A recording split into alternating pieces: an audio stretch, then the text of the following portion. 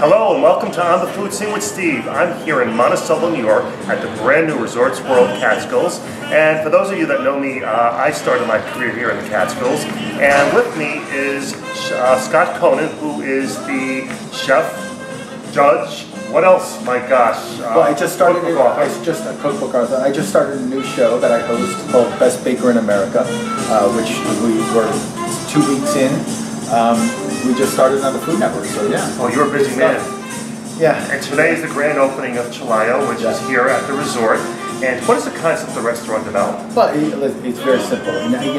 Concept I always feel like is very synthetic term. So I like to think of these as more expressions, So it's a combination of a traditional Italian restaurant, not your Italian-American restaurant, more traditional Italian, especially my style. And in a steakhouse. So, we mash up, it's a little bit of a mashup of those things, kind of the best of both worlds, so to speak. And more importantly, and most importantly, we're just here to make people happy. Great, and I think you're starting to do that already.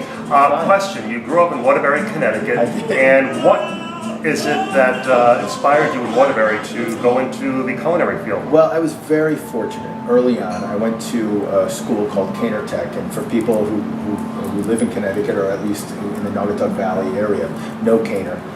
Caner, you have an opportunity to take different classes, different vocations, and I chose plumbing. And I couldn't get into the program. So as a second choice, fortunately, I chose culinary arts.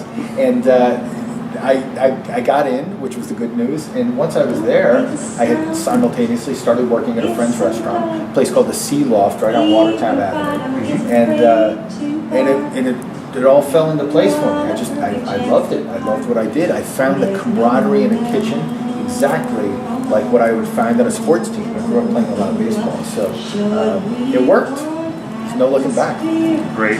Now, in the culinary field, people are looking at going to culinary school or learning on the job. What is your take on that?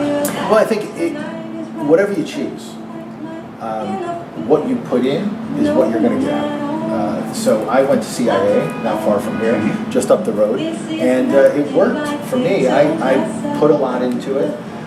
What I found at CIA was that it was a place where I can focus wholly on food.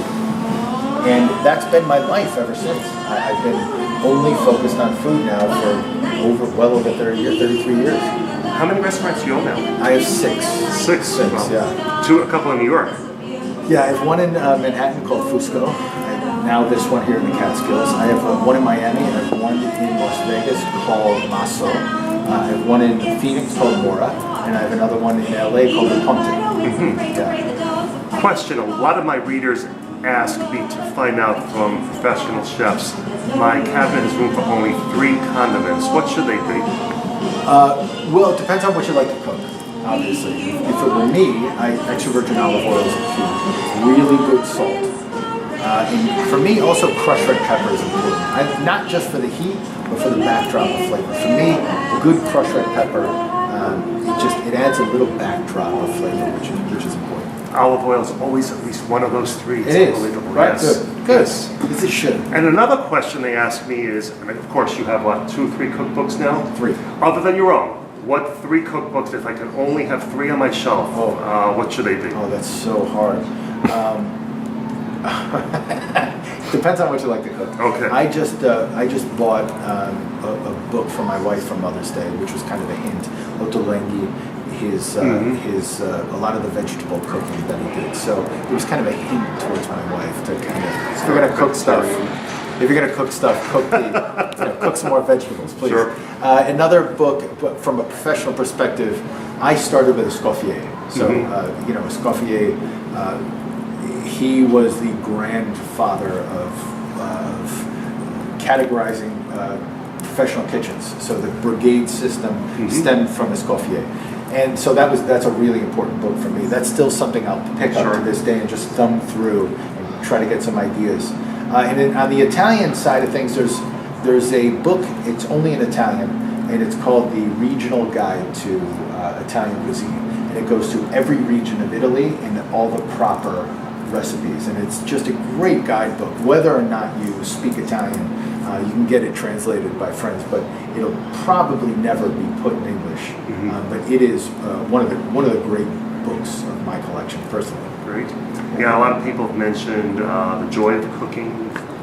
Another one. Well, as a professional, those are things that I wouldn't necessarily go for stuff like that. But I understand the importance of those books. I mean, when you're talking about 3 books, that's an important book.